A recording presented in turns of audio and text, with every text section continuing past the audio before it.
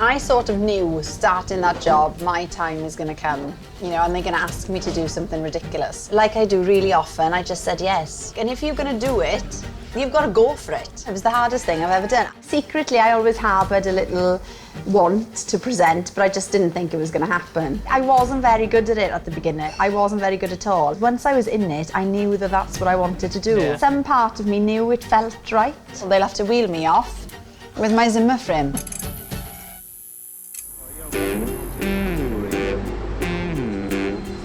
These are the leafy suburbs of Chiswick, West London.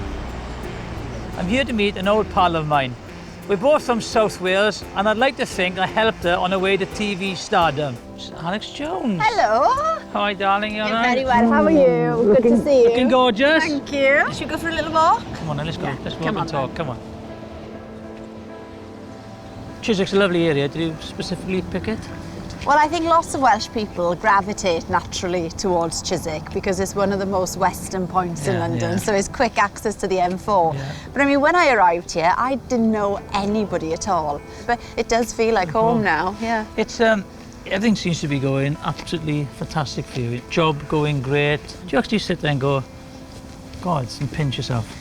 I do. I mean, it's been, you know, it's been a long journey, but everything has, as you said, come together. Yeah. And it's really difficult to have it all. But I think at this point in my life, I do pinch myself because I think we've just got the balance right. Just got married, very happy. Yeah, you know, every day I feel incredibly lucky, really. There we are. Right, go on. Where are you going to take me now for recce? Well, there's a lovely little spot just up the road here. They do lovely brunch and a good coffee. So we'll try there, shall we? Let's go. You're a very proud Cymraes Arma for girl, right? Yeah. Why did you get married in Cardiff Castle and not back home? It took us ages to find the right place. Then my sister said, try the castle. Went to the castle, perfect. You put your own vows into your wedding vows. What kind of vows? Is that allowed? I don't know. But it's your last chance, isn't it? Yeah. So what were the specific vows? Well, I thought, right, Charlie's main failing is that he's very late. All the time. He cannot be on time. Yeah, good match then. Hey, I'm not as bad as he is. If you think I'm bad, you should try living with him. We can't go anywhere until an hour after we're supposed to be there. So I thought, right, well, this is my last chance to make a difference. So in our vows, he had to vow to stop being so late and to work on it and to take less time in the shower. Any other specific vows? Well, obviously it wasn't a one-way street. No, so I thought there must be, if you can do it, where he put in. He likes the outdoors. So my vow was I will try and embrace the outdoors and, this is the big one for me, develop patience. Okay. Now, you're the same, impatient. No. Yes, you are. You are so impatient. No, I'm all right. I got better as well. I think I've got better. So I've had to get better because, like, between him being late and me being impatient, that leads to arguments. Well, yeah, it does, yeah. So we've had to make a pledge. But then, having worked with you and known, you know, you're not the outdoor brave type who want to do things, all of a sudden I see you getting involved in sports relief and all charities, and then tell me about hanging off a rock in Utah. As part of the job, you know, the one show is very involved in children in need and in comic relief and sport relief. And I sort of knew starting that job, my time is going to come, you know, and they're going to ask me to do something ridiculous. And sure enough, the suggestion came, would Alex like to climb a 1,000-foot rock in America, which meant 2 nights of sleeping out on the side of the rock, suspended. Well, I had no training in climbing whatsoever. No. But like I do really often, I just said yes. But it sounded really epic. Oh, yeah, I know. And I think, you know, if you're going to do it was epic. And if you're going to do it, you've got to go for it. And it took 3 full days. Oh, it was the hardest thing I've ever done. I've never been so glad to touch solid ground because, of course, you're just suspended for 3 days. Yeah, and the thing is, you know, you could die. Well, you could. That's another worry, I suppose. Thanks for that. But yeah, you could easily die. Yeah. Yeah, you could easily die. And then I saw from that, then you did next challenge I saw, which I think was horrific, was the sailing one. Exactly. So 2 years later, they came back, and I thought, oh, I could see them coming through the office, and I sort of hid my desk. And they said, we've got a new one for you. Great. And they said, this time, we are thinking of getting you on a racing yacht, which meant nothing to me. I thought, that sounds nice. Down the Towie. Where are we going? Down the Towie. Well, I was thinking somewhere hot. Imagine the Irish Sea in March. I'm cold at the best of times, but I couldn't speak. I couldn't feel anything. So they had to tie us to the side of the boat because it was that dangerous. I'd rather do the rock than the Yeah, than the boat. rock, I mean, looking back, the rock was more pleasant than the boat. So this year, supposedly, if you've got an excuse now to do anything, haven't you? This is why I got pregnant. That's the reason. So I'd have to go sailing and I don't have to go rock climbing. So Exactly. I get pregnant. You know, both challenges have raised nearly 4 million, and that is a life-changing amount of money for so many families. Yeah. And then they send you over there, and suddenly you're in the middle of it, and you're meeting families and children, and you can be with. I was with a set of twins on the first day of filming, you know, and beautiful twins, and the parents, they had nothing. And you know, they were trying to make us a cup of tea, but actually they didn't even have water, and you couldn't drink it because it was infested with all sorts. The next day we went back to finish filming, and the twins had died of HIV. And it is just the most horrific thing. And it doesn't get any easier, and after you come home, it stays with you for months. You've always wanted to be a presenter, haven't you? Even since you were a little girl. Yeah, I don't Why know. then? I think it's because ever since my mother used to put me in front of the television, you know, when she was making lunch or something for us, and I'd been watching children's television, and I just thought, well, they look like they're just playing all the time. So that looks like a brilliant job to me. Because you went to Aberystwyth, Yes, studied drama. I did theatre, film and television, with a view of working behind the camera, really. Right. Maybe producing or directing. But I think secretly I always harboured a little want to present, but I just didn't think it was going to happen. I think you did your finals in Magaluf, of all places. Yes, in Magaluf, not my parents' proudest moment. They were looking for a team of Welsh people to take part in sort of a dating game show on the beach, and it was happening in Mallorca. But they said, it's happening in May. And I thought, oh, that's the same time as my finals. Mum and Dad were beside themselves. So I did 4 of my final exams out in Magaluf. So the day before the exam, I'd be on a catamaran or whatever, filming, trying to look at Shakespeare. Advising, yeah. And then all the rest, who'd had a few cocktails, would chuck all my notes in the sea. And that would be the end of that. And I thought, oh no, this is it. My degree is up the spout. Oh, please be careful with Alex's bikini, please.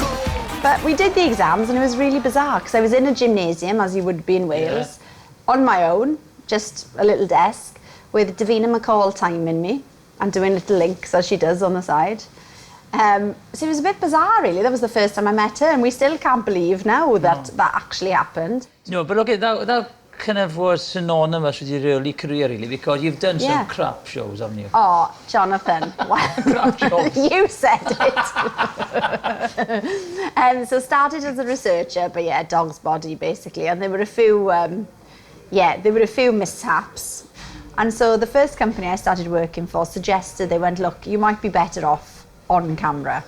So let's give that a go. I mean, they were very patient, to be fair.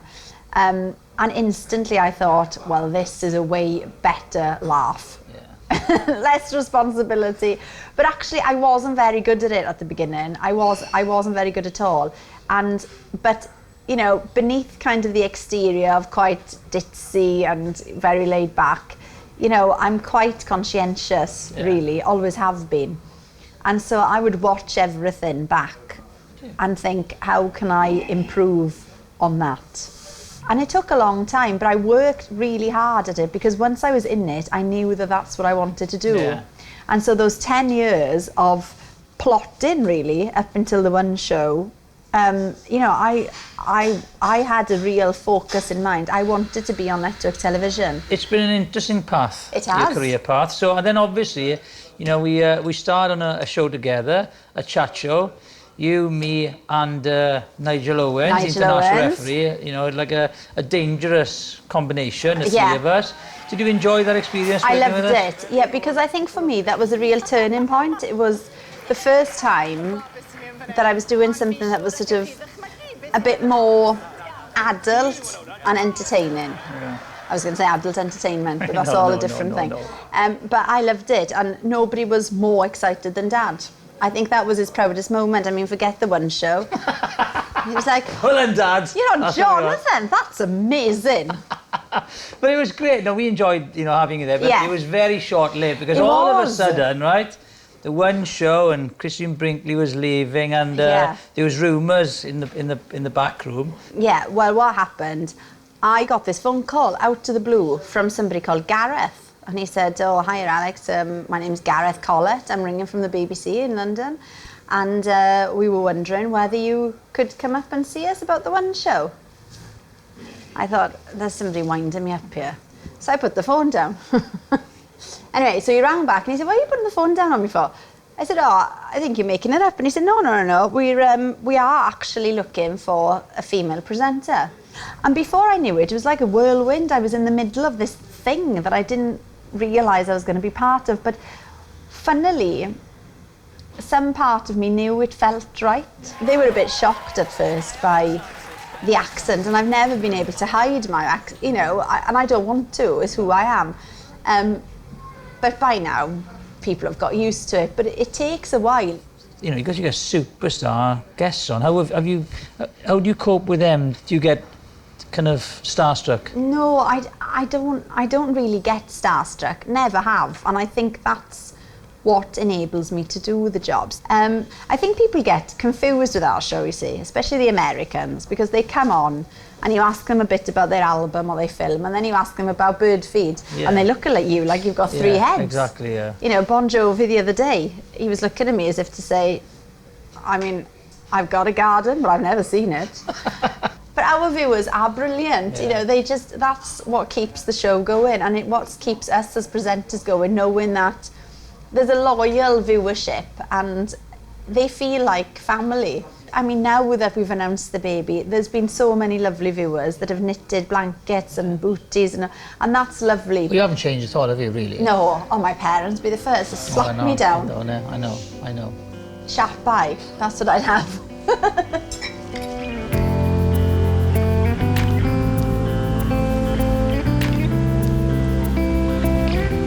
So on your drive-in, you kind of do your reading and... Yeah, normally I'd read my brief on the way in, so that, by the time I got there then, into the meeting, we all knew who the guests are, what we need to talk about. And do you get nervous at all, or adrenaline when you come in? Not really, no. I mean, I used to at the beginning, but I think it's more of an excitement than a nervousness now. How do you cope with pressure then? Do you feel any pressure or not? I do feel pressure because, it's the flagship show of the BBC, and there's always a big audience, there's millions watching you, and because they see you every day, and they're inviting you into their lounge, it's like being a guest in anybody's house, isn't it? You've got to behave yourself, you've got to watch what you say. Do you like the London life? I do actually, yeah. I mean, I always wanted to live in London at some point, so I think in the back of my mind it was part of the plan. I've never been to the BBC building. Have you? I've worked for them for nearly 20 years, but never to this one.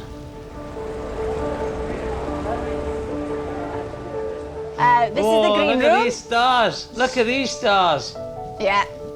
So this is me with a variety of... Oh, it's amazing, isn't it? Of people. Hillary Clinton, Keith Richards, isn't it? Keith Richards, who by right should be dead, but is very much functioning. He looks dead there, to be honest. He was actually a really nice bloke. I know, they're mad, aren't they? Elton John. Looking a bit worse for wear, though, to be fair. Actually. Kate Winslet with me and Grimmy. Neil Diamond. We sang with Neil Diamond. That was a shambles. Sweet Caroline. We also sang with Stevie Wonder, and he said to me, Incredible. "I sure hope you're pretty." Which was nice of him, wasn't it? Lovely. And then down here we've got the star room, where we sometimes put our guests, and Matt's dressing room, and then my Alex dressing Jones. room. Matt. My Alex Jones. second look at those bedroom. shoes. There's a mess in here now, though. Mess. But there seems to be a cake here. See, it's funny. So you never know what might get delivered on a day-to-day basis. Look at that. To be fair, I would have tidied up if I knew we were coming. Yeah, of course. I've known you too long now. Right, well, I need to go to the meeting now. You can have that, look. Take it, have a cup of really nice, canteen down really that nice. way. Look at that. Thank you very much. I'll see you in a bit. Cheers, Al.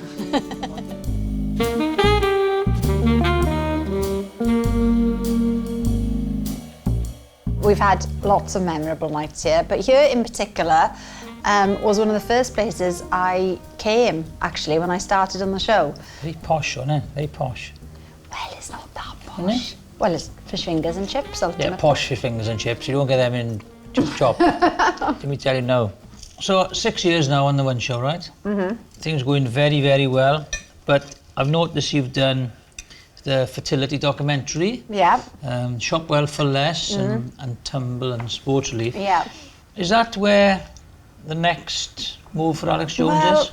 I think it's hard to know because, you know, I'm really happy doing my day-to-day job. Yeah.